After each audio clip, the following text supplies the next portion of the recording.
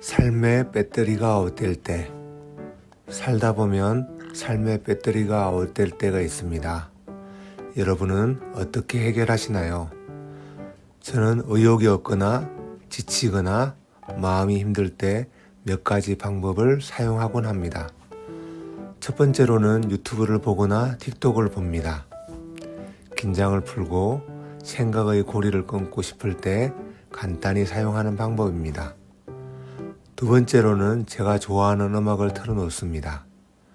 자기 전에 책을 읽으며 좋아하는 음악을 들으면 참 좋습니다.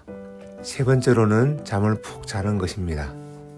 잠을 푹 자면 배터리가 아웃된 상황이 해결될 때가 많습니다. 그래도 안 되면 긴급 상황입니다. 이럴 땐 사랑하는 사람을 만납니다. 얼굴을 보고 함께 차를 마시고 고민도 이야기하고 이야기도 들어주고 같이 맛있는 것도 사 먹습니다.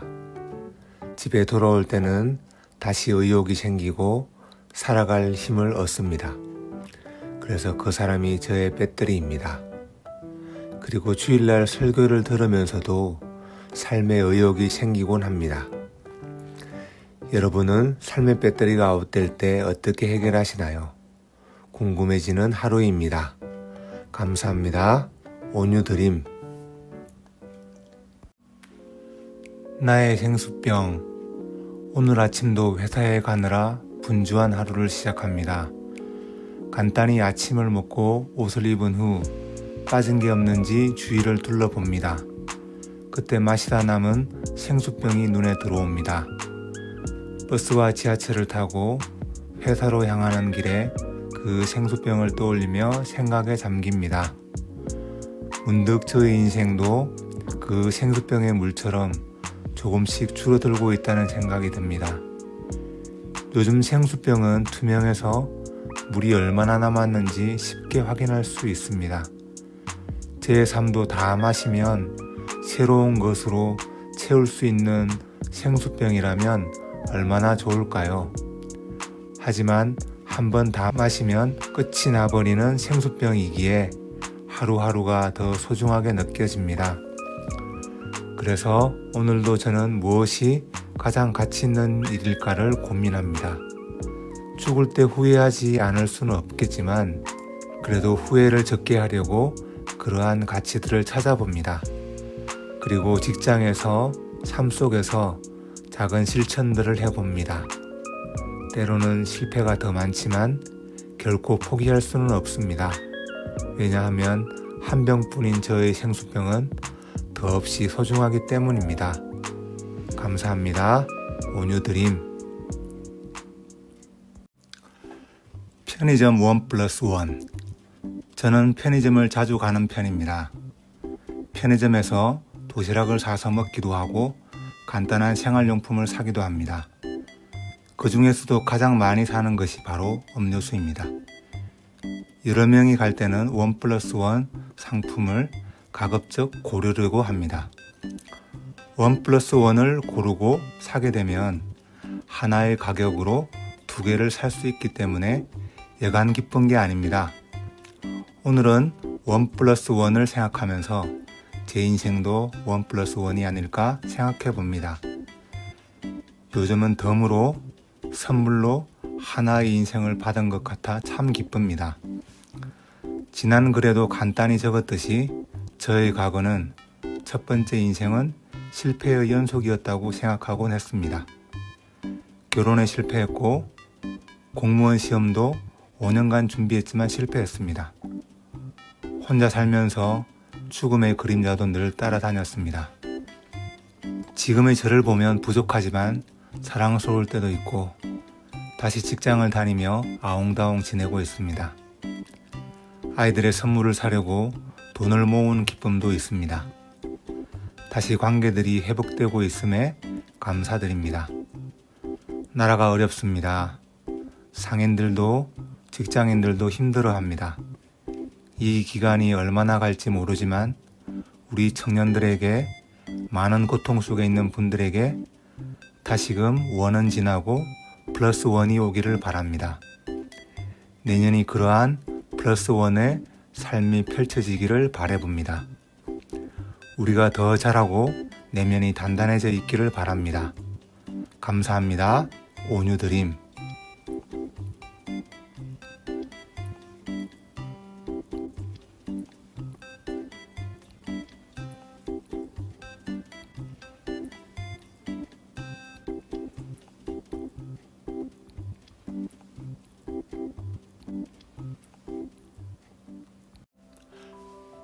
(119) 구급대.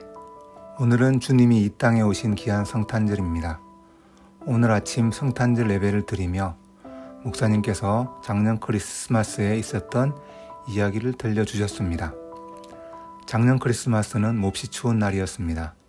영하 19도까지 내려간 날씨였고 크리스마스 전날 밤 12시쯤 목사님은 일을 마치고 집으로 돌아가던 길이었다고 합니다. 한산한 도로 위에 검은 물체가 보였다고 합니다. 처음엔 지나쳤지만 사람이면 얼어 죽을 수도 있다는 생각에 차를 돌려 그곳으로 갔습니다. 가까이 다가가 보니 그것은 만취한 청년이었습니다.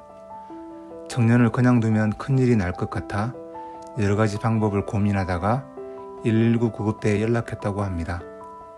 구급대가 오기 전까지 계속 말을 걸며 청년 곁을 지켰습니다. 청년은 26살이었고 그날 실연을 당해 마음이 무너져 친구들과 술을 마셨다고 합니다. 친구들이 떠난 후 혼자 남은 상태였던 그는 길에서 쓰러진 것입니다. 그 청년은 목사님께 이렇게 말했다고 합니다. 저는 시골에서 상경했어요. 성공하고 싶어서 올라왔어요. 구급차가 도착해 청년을 병원으로 데려갔다고 합니다. 저는 그의 지난 과거가 철저한 실패의 연속이라고 생각해왔는데 이 청년의 이야기를 들으면서 안타깝기도 하고 마음 아픈 하루였습니다. 그렇다면 성공은 무엇일까요?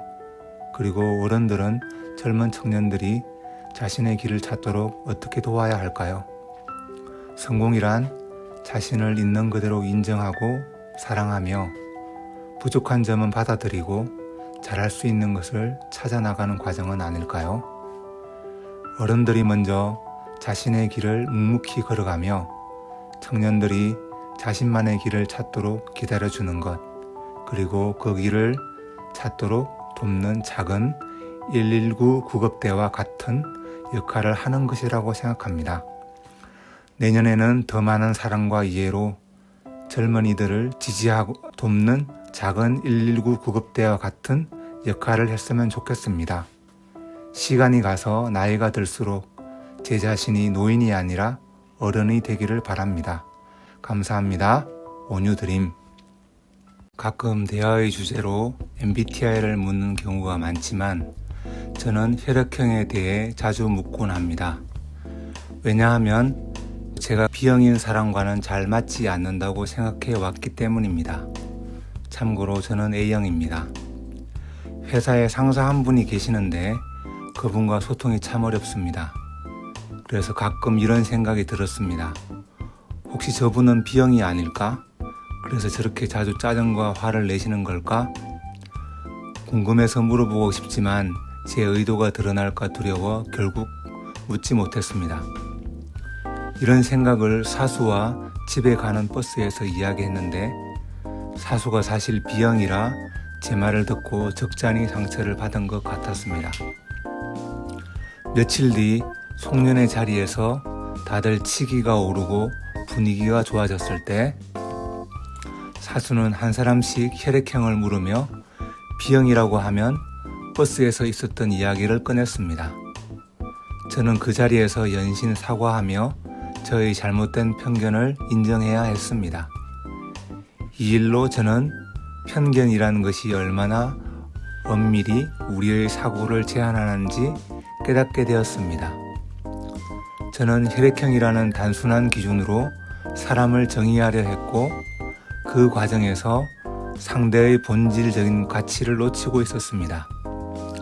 사람은 단순한 틀에 맞추어 정의할 수 없는 고유한 존재라는 사실을 잊고 있었습니다. 결국 이 경험은 저 자신을 돌아보는 계기가 되었습니다.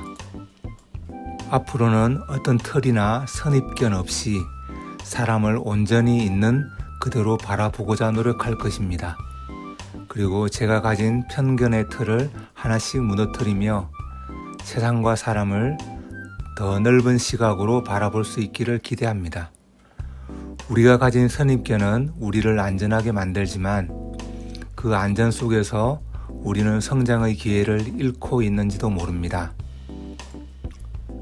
세상은 우리가 가진 틀을 넘어야만 보이는 아름다움으로 가득 차 있습니다. 감사합니다. 온유드림